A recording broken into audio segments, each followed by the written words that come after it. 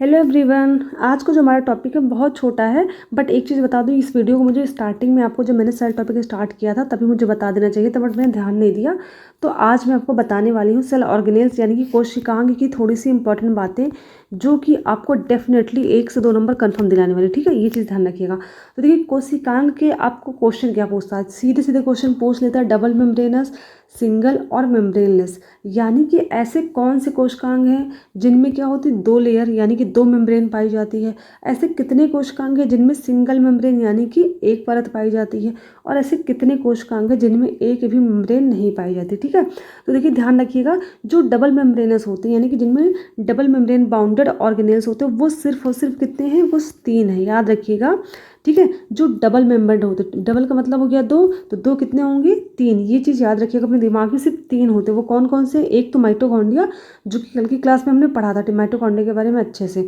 दूसरा है क्लोरोप्लास्ट जो कि सिर्फ प्लांट सेल में पाया जाता है। और तीसरा होता है न्यूक्लियस जो कि एक सेल का सेंटर पॉइंट यानी कि केंद्र बिंदु होता है। ठीक है, हर चीज़ को रेगुलेट करने का काम मेन इसी का होता है। ठीक, तो याद रखिएगा माइटोकॉन्ड्रिया, क्लोरोप्लास्ट, न्यूक्लियस, ये 3 जो होते हैं वो डबल मेम्ब्रेन बाउंडेड ऑर्गेनेल्स होते हैं। ठीक है, बस ये तो हमारा टॉपिक हो गया। दूसरा देखिए क्या है, दूसरा है सिंगल मेम्ब्रेन बाउंडेड ऑर्गेनेल्स।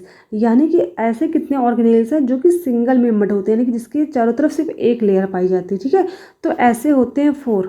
ठीक है, पहले का आंसर हो गया 3, दूसरे का है 4। कौन कौन से होते हैं, पहला है एंडोप्लाज्मिक रेटिकुलम जिसको कहते हैं ईपीआर।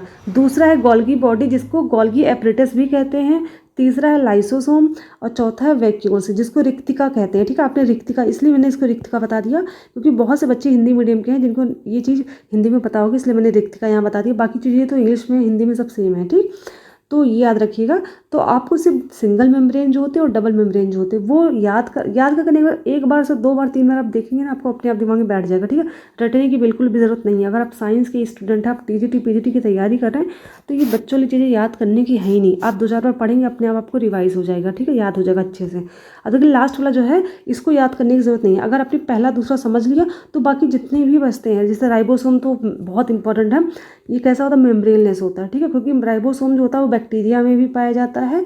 और क्या होता है, बैक्टीरिया का मतलब हो गया आपका प्रोकैरियोटिक। ठीक है, प्रोकैरियोटिक में भी होता है, यूकैरियोटिक में भी होता है, जो कि आपको पता ही होगा। प्रोकैरियोटिक कैसे होते हैं, जिनमें मेम्ब्रेनलेस ऑर्गेनेल्स होते हैं वही सी प्रोकैरियोटिक में पाए जाते हैं। ठीक है, तो वहाँ पर राइबोसोम पाया जाता है।